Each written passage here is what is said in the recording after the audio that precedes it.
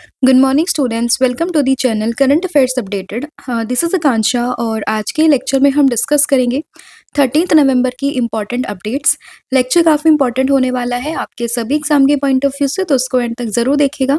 इसके अलावा जितने भी आपकी इंपॉर्टेंट अपडेट्स हैं 13 नवंबर की, उन सभी को हम कवर करने वाले हैं आज के सेशन में।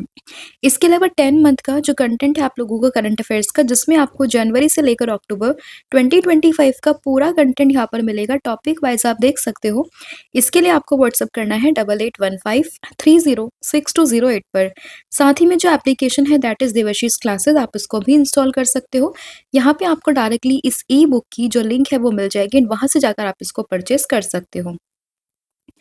तो अब शुरू करते हैं लेक्चर को एंड डिस्कस करते हैं आज का हमारा फर्स्ट क्वेश्चन। लेकिन उससे पहले जो भी हम लोगों ने कल डिस्कस किया था उसका हम क्विक रिकैप यहाँ पे कर लेते हैं। तो सबसे पहले हम लोगों ने देखा था कि डेविड ज़ैले को बुकर प्राइज मिला है 2025 का फॉर हिज नोवेल जिसका नाम है फ्लैश। अभी दिल्ली में रेड फोर्ट के पास में एक कार बॉम्ब एक्सप्लोड हुआ है, जिसमें कई सारे लोगों की डेथ यहाँ पर हुई है, काफ़ी सारे यहाँ पे लोग जो है इंजर्ड भी हुए हैं। तो इसमें आपने रेड फोर्ट का नाम ध्यान रखना है। अभी जो है हमारे देश की प्रेसिडेंट द्रौपदी मुर्मू वो गई हुई है अंगोला में, और ये किसी भी हमारे इंडियन स्टेट है, जो इंडियन हेड है वो पहले यहाँ पे बने हैं जो कि अंगोला में गए हैं। तो इसलिए आप लोगों से पूछा गया कि अंगोला की कैपिटल क्या है, तो उसमें आपने लुआंडा ध्यान रखना है। मित्र शक्ति एक्सरसाइज जिसका 11th एडिशन यहाँ पे शुरू हो चुका है, ये हुई है इंडिया और श्रीलंका के बीच में। सम्राट राणा बने हैं first Indian to won an individual world title in the men's air pistol category, इन्होंने यहाँ पे गोल्ड मेडल को जीता है। इसके अलावा अगर हम कोणार्क सन टेम्पल की बात करें, न्यूज़ में है फिलहाल, और ये आपको उड़ीसा में देखने के लिए मिलेगा। विजिबल एमिशन लाइन कोरोनोग्राफ, ये एक प्राइमरी पेलोड था किस चीज़ का, आदित्य L1 मिशन का, जो कि अभी न्यूज़ में आ चुका है क्योंकि नासा अभी एक कोरोनल मास इजेक्शन को लेके एक वर्क कर रहा है जिसमें कि इसका डेटा यहाँ पे यूज़ किया गया है। फिर है कि फर्स्ट स्टेट बना है गुजरात जिसने कि लार्ज स्केल पे जीनोम सीक्वेंसिंग प्रोजेक्ट को शुरू किया, which is specifically focusing on the tribal communities. इसके अलावा जो टाइफून फुंग वोंग है, उसको लॉकली जाना जाता है उवान के नाम से इन द फिलीपींस। इसके अलावा अगर हम बात करें कि 15th इंडिया वियतनाम डिफेंस जो पॉलिसी डायलॉग हुआ है, ये हुआ है हनोई में। आनंद श्री की अभी हाल ही में डेथ हो चुकी है, ये तेलंगाना से बिलोंग करते हैं एंड ये फेमसली जाने जाते हैं तेलंगाना के एंथम को इन्होंने यहाँ पे कंपोज किया था, जिसको लेटर हम लोग ने जो है तेलंगाना का स्टेट एंथम भी वो बन चुका था। तो ये काफ़ी जाने मानी पर्सनैलिटी थी, तो आप लोगों ने इनका नाम ध्यान रखना है। नाम है क्या, दैट इज आनंद श्री। इसके अलावा इंडिया का एक ओनली फुल्ली डेवलप्ड एयरबेस था जिसका नाम था आइनी एयरबेस। इसको यहाँ पे जो है विद्रोह करने की बात करी है इंडिया ने, जो कि लोकेटेड था कहाँ पे, ये था तजाकिस्तान में। तो ये था आपका लास्ट का रिवीजन जो हम लोगों ने यहाँ पे डिस्कस कर लिया है। अब हम करेंगे आज की क्लास की शुरुआत। तो फर्स्ट क्वेश्चन जो हम लोगों ने डिस्कस करना है वो ये है कि what is the theme of second WHO traditional medicine global summit 2025। तो 2025 में जो WHO की second traditional medical global summit हुई है उसकी थीम क्या है। तो उसकी थीम यहाँ पर होगी restoring balance the science and practice of health and wellbeing. तो ये इस बार की WHO traditional medicine global summit की थीम है, जो आप लोगों ने ध्यान रखनी है। ऑप्शन नंबर जो है डी यहाँ पे करेक्ट हो जाएगा। ठीक है, तो देखिएगा इसमें, तो in November 2025 it was announced that the second World Health Organization यानी कि WHO traditional medicine global summit, ये होगी 17 से लेकर 19 ऑफ दिसंबर के बीच में। कहाँ पर, न्यू दिल्ली के भारत मंडपम में। तो एक तो आप लोगों ने वेन्यू ध्यान रखना है, ये होगी भारत मंडपम न्यू दिल्ली में, जिसमें अगर हम बात करें इस बार की थीम तो ये होगी restoring balance the science and practice of health and wellbeing. और इसको यहाँ पे मिनिस्ट्री ऑफ आयुष एंड साथ ही में जो WHO है वो साथ ही में मिलकर इसको होस्ट करेंगे।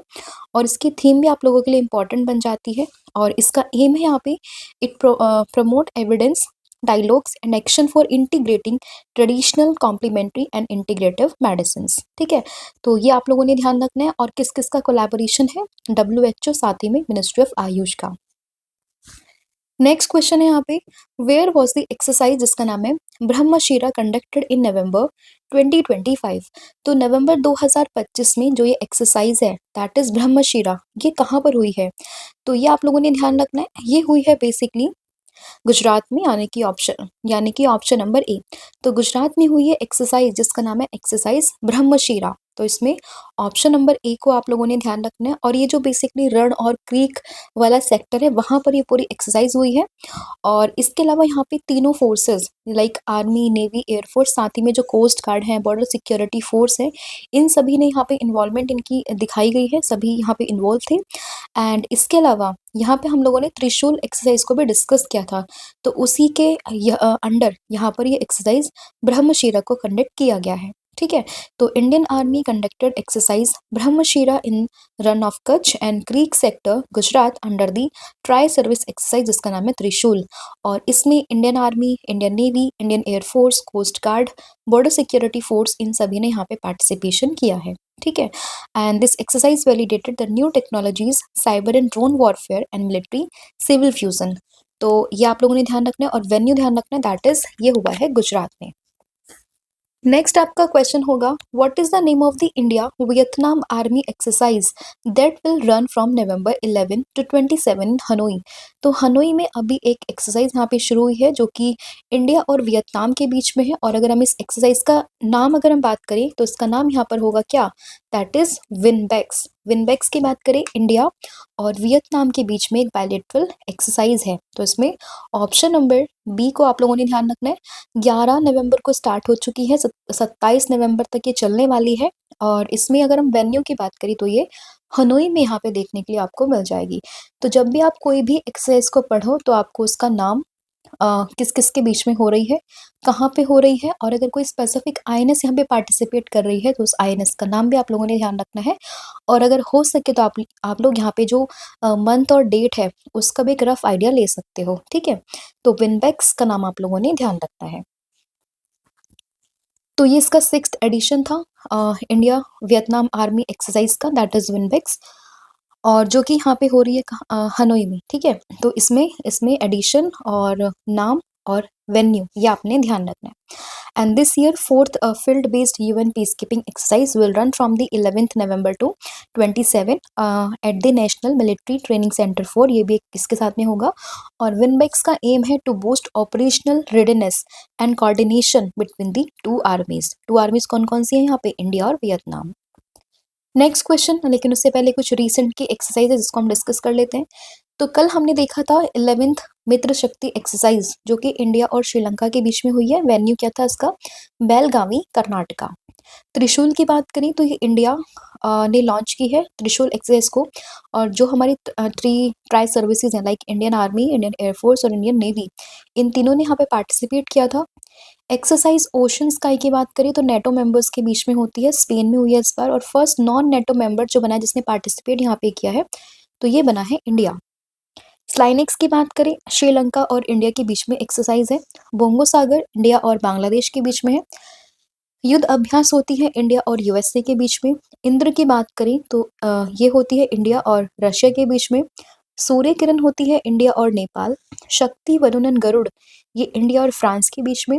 शेन्यू मैत्री, धर्म गार्जन, वीर गार्जन और जिमेक्स ये चारों होती है इंडिया और जापान के बीच में। कॉन्क्वेस्ट होती है मंगोलिया और यूएसए के बीच में इनिशियली, बट अभी ये बायलेटरल से हटके मल्टीलेटरल हो चुकी है। तालिस्मैन साबरे की बात करें तो ये यूएस एंड ऑस्ट्रेलिया। मैत्री की बात करें इंडिया एंड थाईलैंड। और इसमें अगर हम बात करें समुद्र शक्ति तो ये इंडिया और इंडोनेशिया। तो मित्र शक्ति है इंडिया श्रीलंका और समुद्र शक्ति है इंडिया इंडोनेशिया।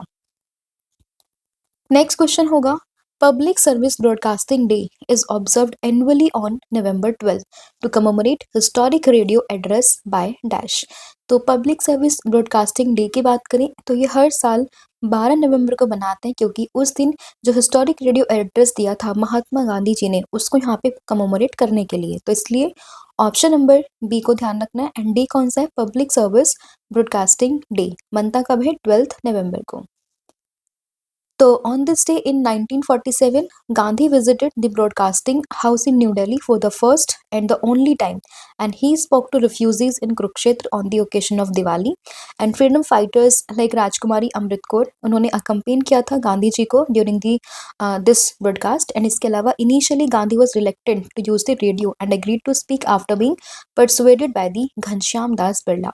तो इनिशियली तो वो मना कर रहे थे कि वो बात नहीं करेंगे ऐसे रेडियो पे, बट बाद में उनको परसुएट किया था घनश्याम दास बिरला जी ने, जिसके बाद में उन्होंने वहाँ पे जो है एक एड्रेस दिया था बाय दिस रेडियो। एंड इसमें अगर हम बात करें तो ये 2000 में ये बात हुई थी कि जो ब्रॉडकास्टिंग मिनिस्टर्स हैं सुषमा स्वराज जी, तो उन्होंने डिक्लेयर किया था कि नवंबर 12 को हम लोग पब्लिक सर्विस ब्रॉडकास्टिंग डे यहाँ पे मनाएंगे।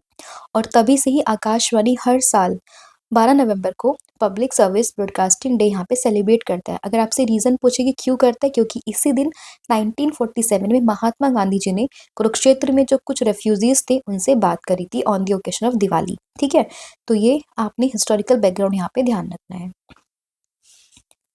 इसके बाद क्वेश्चन है, over 16,000 childrens rescue by railway production force under which operation. तो किस ऑपरेशन के अंडर में रेलवे प्रोडक्शन फोर्स ने यहाँ पे 16,000 चिल्ड्रंस को रेस्क्यू किया है? तो इस ऑपरेशन का नाम है ऑपरेशन नन्हे फरिश्ते, यानी कि ऑप्शन नंबर सी। तो ऑपरेशन नन्हे फरिश्ते के अंदर जो रेलवे प्रोडक्शन फोर्स है दैट इज आरपीएफ, उसने अभी तक लगभग 16,000 बच्चों को रेस्क्यू किया है। तो ऑपरेशन काफी इंपॉर्टेंट है, दैट इज ऑपरेशन नन्हे फरिश्ते। ठीक है, तो ये आप लोगों ने ध्यान रखना है। और इसमें अगर हम बात करें कि जनवरी, इस साल की जनवरी से लेके अक्टूबर तक अभी तक लगभग 16,000 बच्चे यहाँ पे रेस्क्यू हो चुके हैं। And more than 2000 lives were saved by railway protection force through mission जीवन रक्षा ड्यूरिंग द सेम पीरियड। तो इसलिए जो ये पूरा ऑपरेशन है दैट इज ऑपरेशन नन्हे फरिश्ते, वो आपके लिए इंपॉर्टेंट बन जाता है। इसके अलावा हम लोगों ने देखा था कि अभी जो है ऑपरेशन फायर ट्रायल यहाँ पर हुआ है to stop the illegal smuggling of the Chinese firecrackers into India. कुछ और ऑपरेशंस की बात करें तो हमने ऑपरेशन अलर्ट को भी देखा था, जो कि राजस्थान बॉर्डर पे बॉर्डर सिक्योरिटी फोर्स ने यहाँ पे शुरू किया था। ऑपरेशन ब्रह्मा की बात करें तो म्यांमार अर्थक्वेक को लेकर था। काला नेमी में उत्तराखंड गवर्नमेंट ने शुरू किया था जो फेक सेंट्स को पकड़ने के लिए। इंद्रावती में जो कुछ नेशनल्स थे फ्रॉम दी हाइती उनको ट्रांसफर किया गया था डोमिनिकन रिपब्लिक में। ओलिविया में होता है कि जो इंडियन कोस्ट गार्ड या इसको शुरू करता है, जिसमें कि जो ऑलिव रिडले टर्टल होते हैं उनको प्रोटेक्ट करने के लिए। स्पाइडर वेब को यहाँ पे शुरू किया था जो सिक्योरिटी सर्विस ऑफ यूक्रेन है उनके द्वारा। एक ड्रोन अटैक था। राइजिंग लाइन को शुरू किया था इसराइल ने, स्ट्राइक थी ईरान पर, और इसी का रिटेलिएशन था ऑपरेशन ट्रू प्रॉमिस 3 जो कि ईरान ने किया था on the Israel. Operation Sindhu की बात करें तो इंडियन नेशनल्स को इवैक्यूएट किया गया था फ्रॉम द ईरान। और मिडनाइट हैमर में अगर हम बात करें तो यूएस लेड मिलिट्री था जिसमें कि ईरान के न्यूक्लियर फैसिलिटीज को यहाँ पे स्ट्राइक किया गया था, जिसमें 3 साइड्स को यहाँ पे जो अटैक किया गया था। नेक्स्ट क्वेश्चन आपका होगा, what is the rank of India in the global climate risk index 2025। तो 2025 का जो ग्लोबल क्लाइमेट रिस्क इंडेक्स है उसमें इंडिया की रैंक क्या है? तो इस बार इंडिया की रैंक आई है 9th, यानी कि ऑप्शन नंबर ए। और इस पूरे रिपोर्ट को यहाँ पे रिलीज करता है जर्मन वॉच। और इंडिया जो है उसने, अगर हम बात करें तो ये यहाँ पे 9th नंबर पर आ चुका है in the long term climate risk index of 1995 से लेके 2024 के बीच में। एंड सबसे मोस्ट एक्सट्रीम अफेक्टेड अगर हम कंट्रीज की बात करते हैं ओवर द लास्ट 30 ईयर्स, तो उसमें नाम आता है किसका? लाइक फर्स्ट पर है डोमिनिका, फिर आता है म्यांमार एंड फिर आपका हॉन्डुरस। ठीक है, और इसको रिलीज कौन करता है? German watch. लेकिन अगर हम इंडिया की बात करें तो इंडिया यहाँ पे 9th नंबर पर आता है। तो टॉप 3 कंट्री जो सबसे ज़्यादा इफेक्टेड हैं क्लाइमेट से, तो उसमें डोमिनिका, म्यांमार और हॉन्डुरस का नाम ध्यान रखना है। एंड इंडिया जो है वो 9th नंबर पर आता है। और इसको रिलीज कौन करता है? इसको रिलीज करता है जर्मन वॉच।